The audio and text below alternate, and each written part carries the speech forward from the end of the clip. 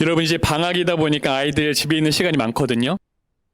그 아이들 제가 핸드폰 하는 시간을 딱 정해 주었습니다. 그래서 아이들이 핸드폰을 하려면은 저한테 이렇게 알림을 보내야 돼요. 그러면 제가 제 핸드폰으로 이렇게 비밀번호를 눌러주면은 아이들의 핸드폰이 딱 풀리는 거예요.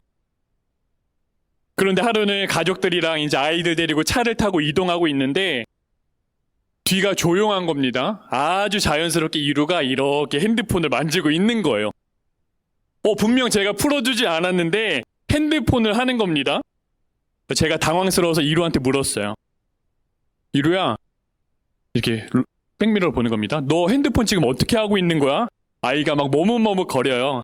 그제야 말을 하는 거예요. 뭐라고 말하냐면 사실 아빠가 비밀번호 누를 때 그거 제가 이렇게 몰래 봤어요. 그래서 며칠을 딱 자기가 혼자 비밀번호를 풀어서 핸드폰을 한 겁니다. 아빠 죄송해요 이래요. 저를 속이고 며칠을 편하게 핸드폰을 한 거예요.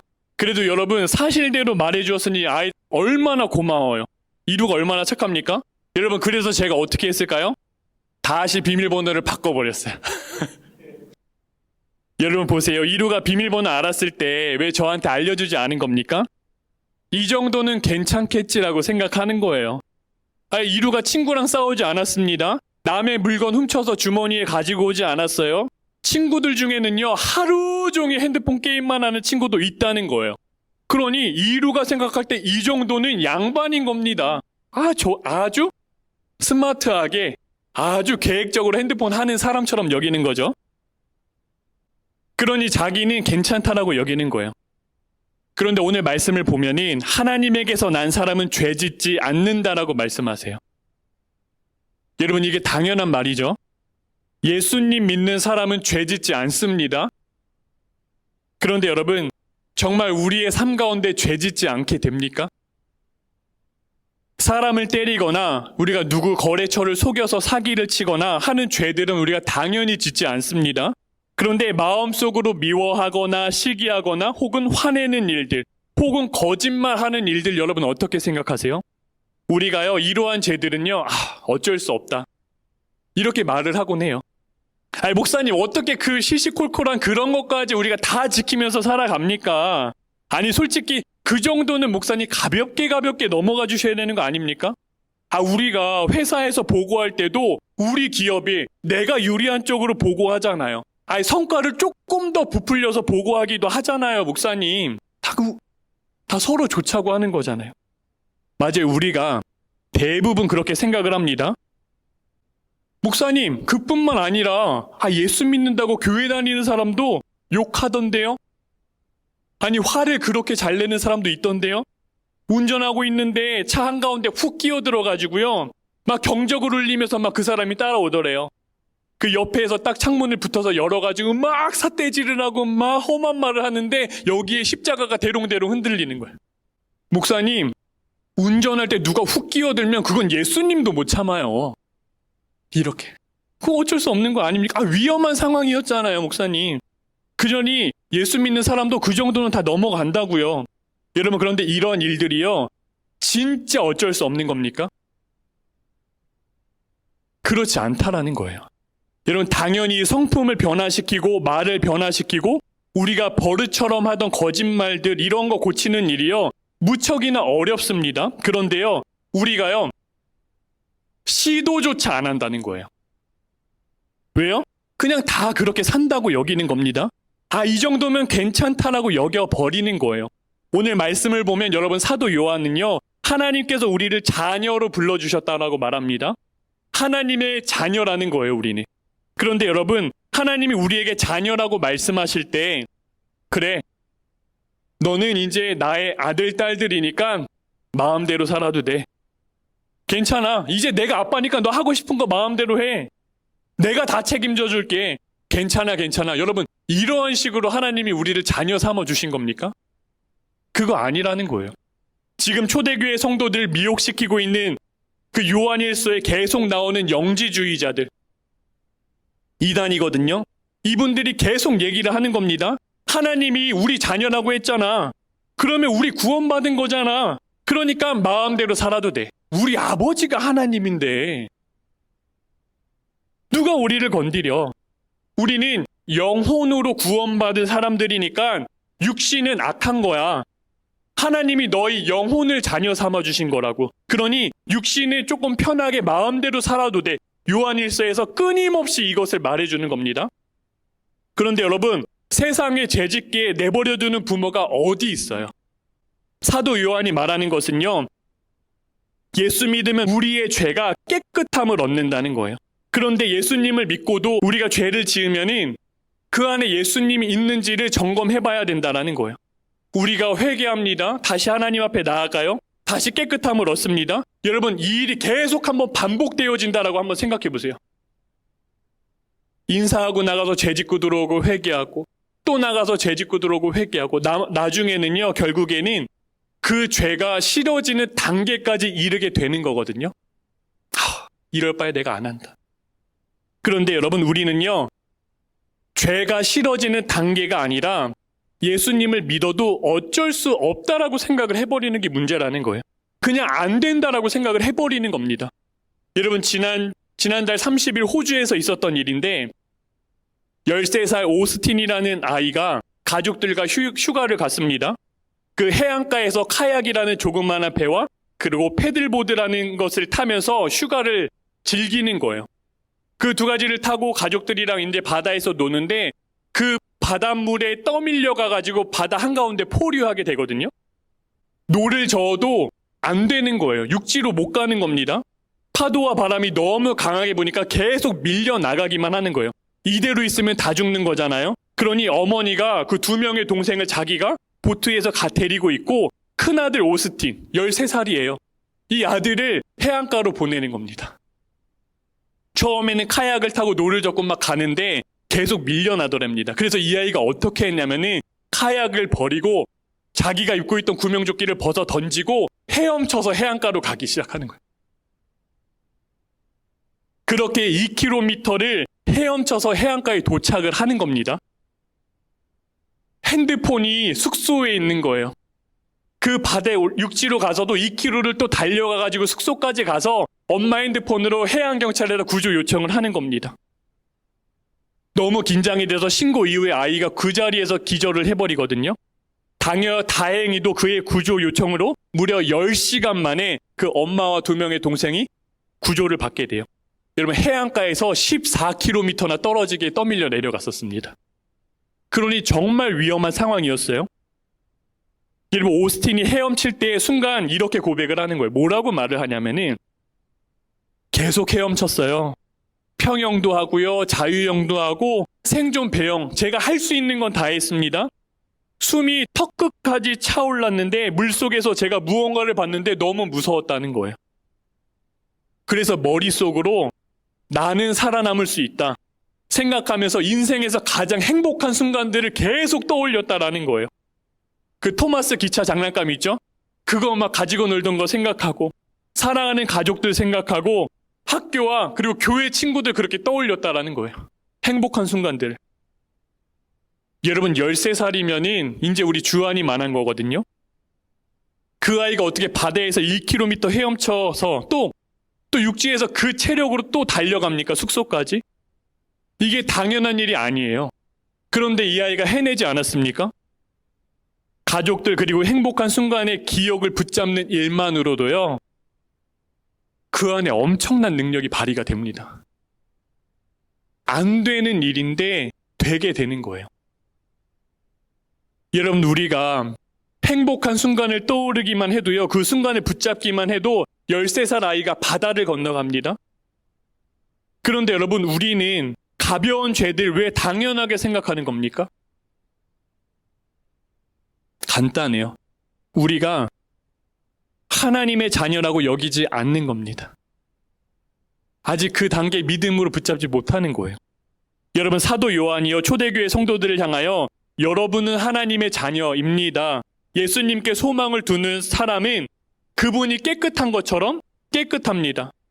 예수님 안에 온전히 머물러 있는 사람은 그 안에 죄가 없습니다라고 오늘 성경에 기록을 해주거든요. 여러분, 왜 끊임없이 이러한 이야기를 해주는 겁니까? 내가 하나님의 자녀라는 사실을 그 사실만 믿음으로 붙잡아도요, 어쩔 수 없다 말하는 죄로부터 우리가 다 이길 수 있다는 거예요. 여러분, 사회에서 고난과 핍박을 지금 초대교회 성도들이 다 받고 있지 않습니까? 영지주의자들처럼 타협하고 싶은 마음이 불쑥불쑥 올라오는 거라고요.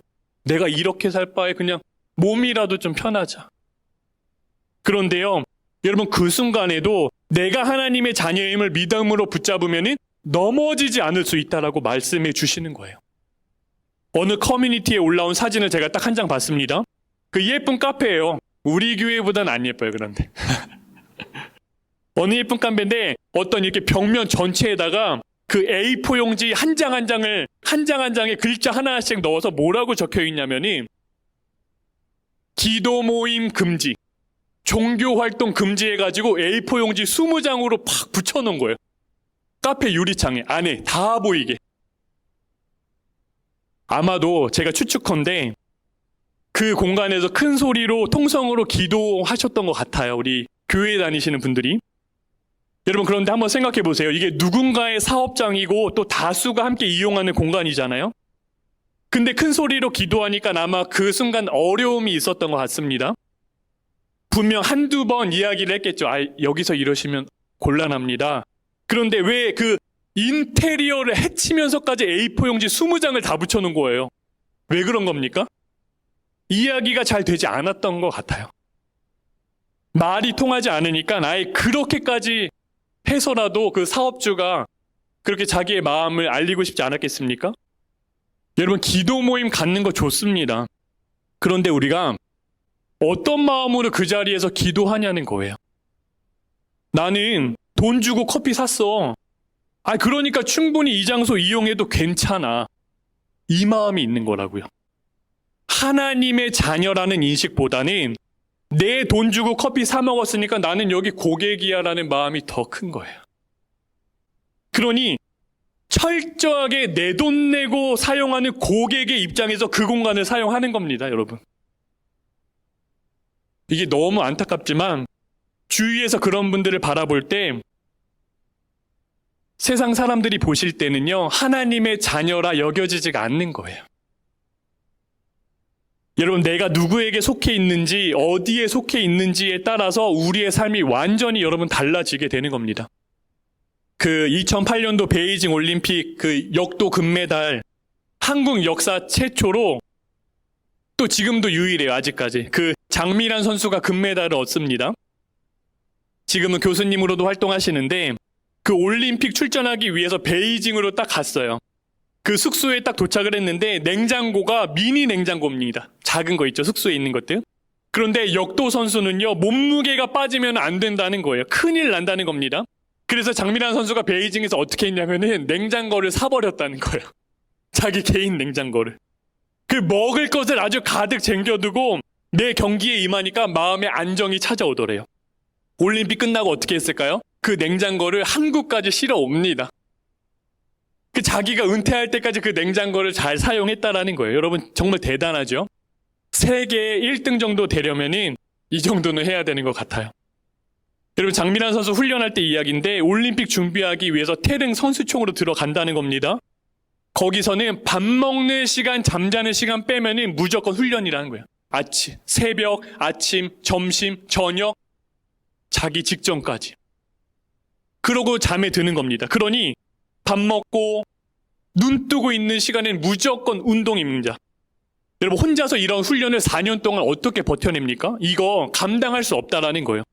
그런데 혼자서는 불가능한데 그 안에 들어가 있으면은 너도 나도 훈련하고 같은 목표를 보고 따라가기 때문에 그게 가능해진다라는 겁니다. 그렇게 국가대표, 대한민국 국가대표라는 이름으로 하나가 되어서 열심히 서로 훈련을 하고 응원을 하는 거라고요. 여러분, 사교육 1번지 대치동이라고 우리가 많이 들어보지 않습니까? 도대체 거기가 왜 그렇게 대단한 겁니까? 훌륭한 강사님들도 많이 계시대요, 대치동에 가면. 그런데 그거보다 더 중요한 게 있다라는 겁니다. 대치동 학원에 가면은 그 수백 명이 빽빽히 앉아가지고 공부에 아이들이 미쳐 있다라는 거예요. 공부 안 하면은 이상한 사람이 되는 겁니다, 거기서는. 그러니 공부하게 된다라는 겁니다. 또 열심히 옆에서 하는 친구들을 보면은 나도 마음의 동기부여가 팍 돼서 같이 하게 되는 거예요. 그러니 서로 영향을 받게 되는 겁니다. 나도 해야지. 그 대치동 인기 강사님이 하루 강의가 정말로 풀로 차면은 14시간 동안 강의를 하신다는 거예요. 그런데 그 강의를 처음부터 끝까지 다 듣는 친구들도 있다라는 거예요. 여러분, 우리가 어디에 속해 있느냐에 따라서 삶의 모습이 완전히 달라질 수 있는 거예요. 그런데 여러분, 하물며 우리가 나는 하나님께 속해 있다, 나는 하나님 나라의 백성이다, 나는 하나님의 자녀다라고 진짜 믿는다면은 어쩔 수 없이 죄에 무너질 수 있게 되겠습니까?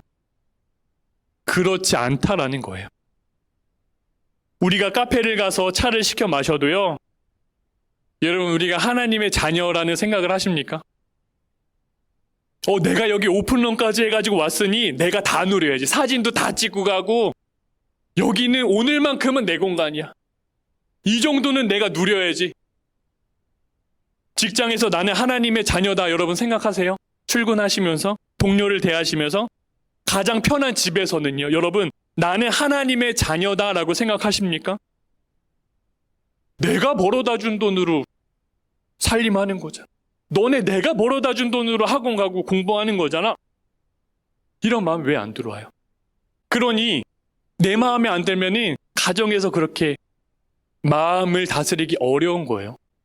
여러분, 집에서 내가 아빠고 엄마이지만 그 이전에 여러분, 내가 하나님 나라의 자녀라고 생각해 보신 적 있으세요?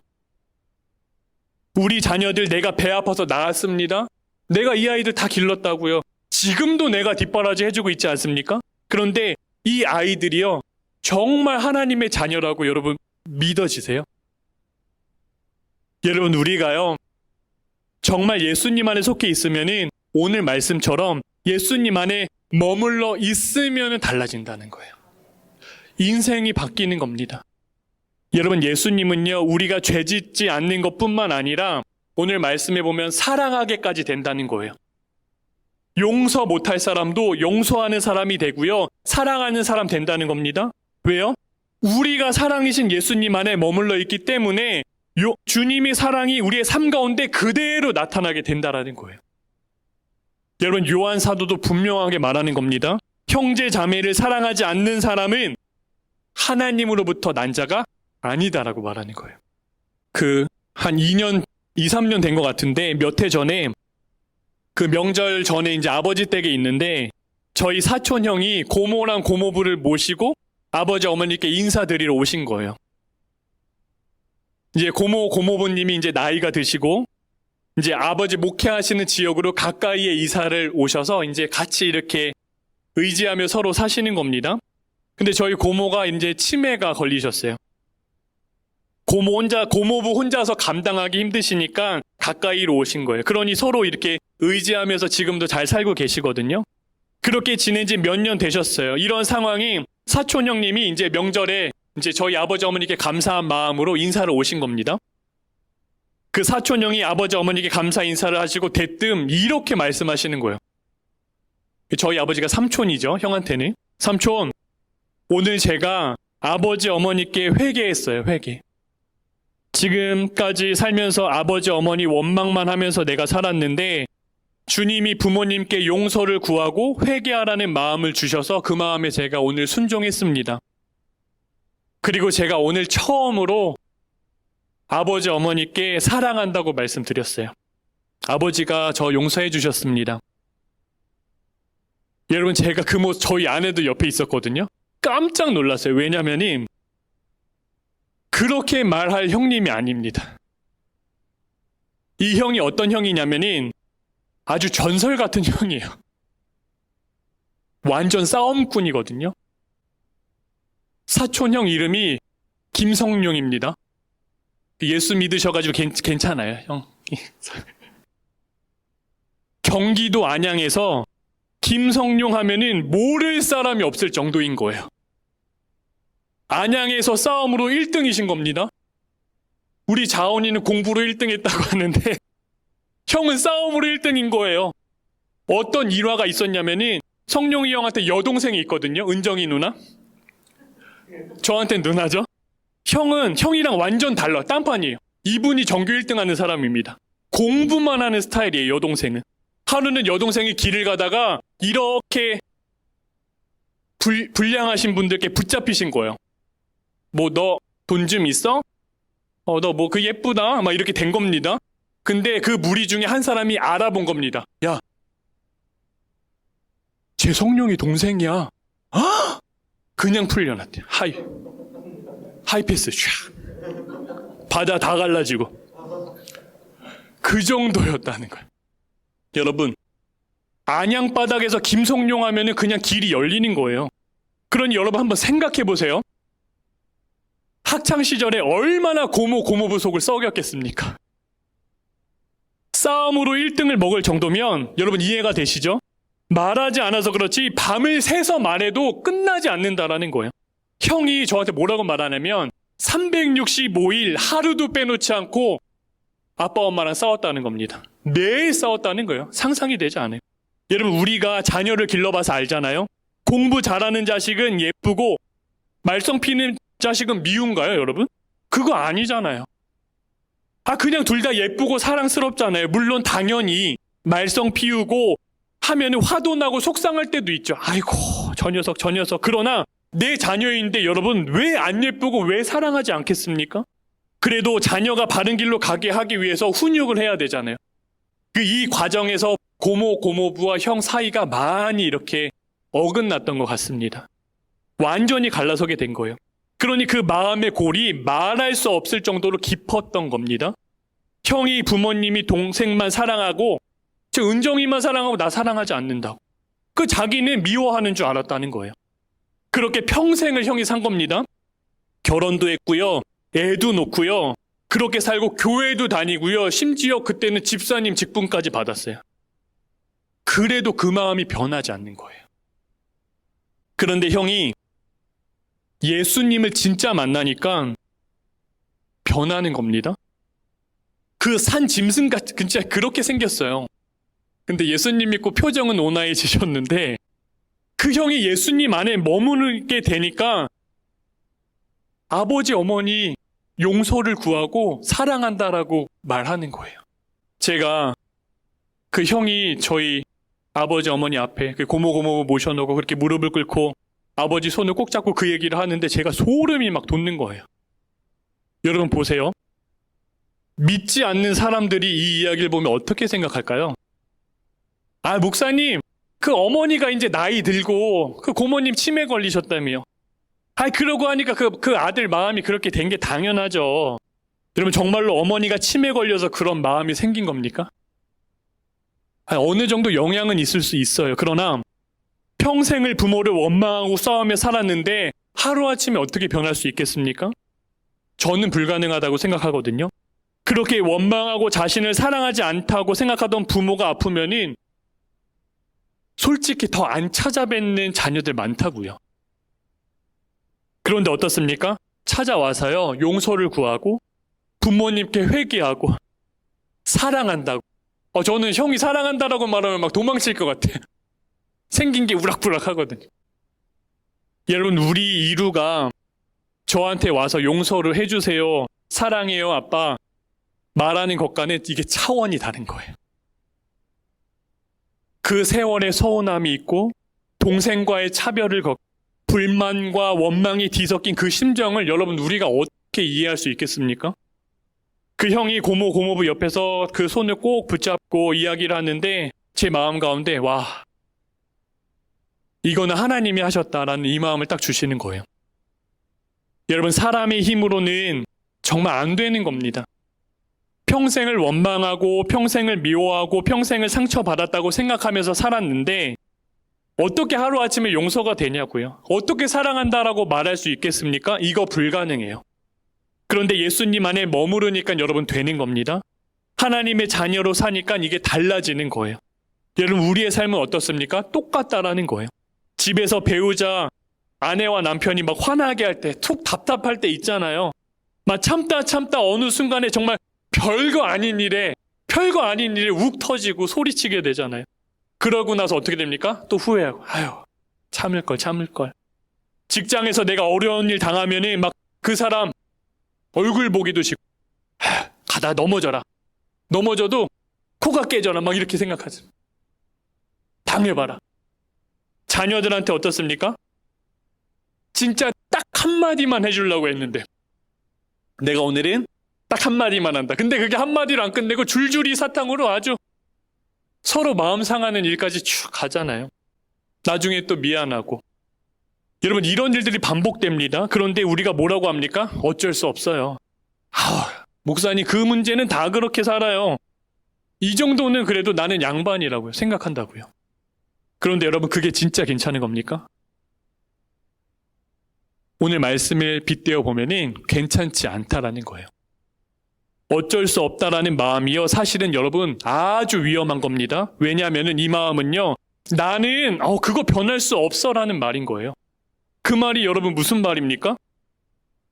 하나님도 나를 바꿀 수 없어라는 말과 똑같은 거예요. 그러니 여러분, 하나님도 나를 어쩔 수 없다라는 이 생각이 얼마나 두려운 말이에요. 얼마나 두려운 생각입니까? 그러면은요, 하나님도 나를 어쩔 수 없다? 이 땅 가운데 아무런 희망이 없는 거예요.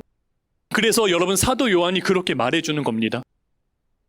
하나님에게서 난 사람은 죄짓지 않습니다. 주님 안에 있으면은 변하게 됩니다. 그러니 여러분, 하나님의 자녀라는 말은요, 우리에게 막 부담되는 게 아닙니다. 교회 다닌다고 하면 어떻게 하지? 더 착하고 더 선하게 손해보나? 그렇게 살아가는 게 아니라 오히려 하나님의 자녀라는 말은 축복이 되는 거예요. 여러분, 내 힘으로는 안 됩니다. 내 의지로는 아무리 해도 안 돼요. 그런데 나는 하나님의 자녀다, 이 한마디를 우리가 믿음으로 붙잡게 되면은 그때부터 달라지는 겁니다. 화가 치밀어 오를 때, 내 마음이 막 올라올 때, 막 거짓말이 내 입에서 나오려고 할 때, 나는 하나님의 자녀야, 이 한마디가 나를 붙잡아 세우는 거예요. 13살 오스틴이 바다에서 죽을 것 같을 때 이 아이가 뭐 붙잡았습니까? 가족들 얼굴 생각하고, 그 토마스 기차 행복했던 순간 교회 학교 친구들 생각했다라는 거예요. 그거 하나 붙잡으니까 이 아이가 2km를 헤엄쳐 나가지 않습니까? 가족들 살려내잖아요. 여러분, 우리에게는 그보다 더 큰 게 있다라는 거예요. 우리는 하나님의 자녀입니다. 예수님이 우리 안에 계시다고요. 이 사실을 붙잡으면 어쩔 수 없다라는 생각했던 것들 우리가 다 이기게 되는 겁니다. 여러분, 저희 그 사촌 형님 변하지 않았습니까? 안양바닥에서 이름만 내면은 길이 열리고, 이름만 되면 다 알았던 사람이에요. 무서운 사람입니다. 근데 그 사람이 부모님 손 꼭 잡고 사랑한다고 말하게 되잖아요. 평생 원망했는데, 쳐다보지도 않았는데 용서를 구하고 사랑한다고 안아주지 않습니까? 사람의 이 힘으로 되는 게 아닙니다. 예수님 안에 머무르니까 그게 되는 거라고요. 하나님의 자녀로 사니까 가능해지는 겁니다. 여러분, 우리도 돼요. 우리도 내 힘으로는 안 되지만 내가 하나님의 자녀다 고백하는 그 순간에 우리 안에 계신 하나님이 역사하시는 겁니다. 그러니 우리의 인생 가운데 그거 한 가지 우리가 기억하고 진짜 생명처럼 붙잡고 사시는 겁니다. 뭐요? 나는 하나님의 자녀다. 옆에서 밥 달라고 말하는 남편도 하나님의 자녀다. 아침에 말 안 듣는 우리의 아들, 딸들, 사랑하는 자녀들도 하나님의 자녀다. 그러면 여러분, 어쩔 수 없다 생각했던 것들이 그때부터 달라지기 시작하는 겁니다. 용서 못할 때 것들, 내가 품지 못할 때 것들 다 사랑하고 품어낼 수 있고 용서하는 사람 되는 거예요. 왜요? 우리 안에 사랑이신 예수님이 우리 안에 계시기 때문에. 바라기는 이제 더 이상 우리가 넘어지지 않고요, 무너지지 않고 하나님의 자녀로 사는 저와 여러분 되시기를 주님의 이름으로 축복을 드립니다.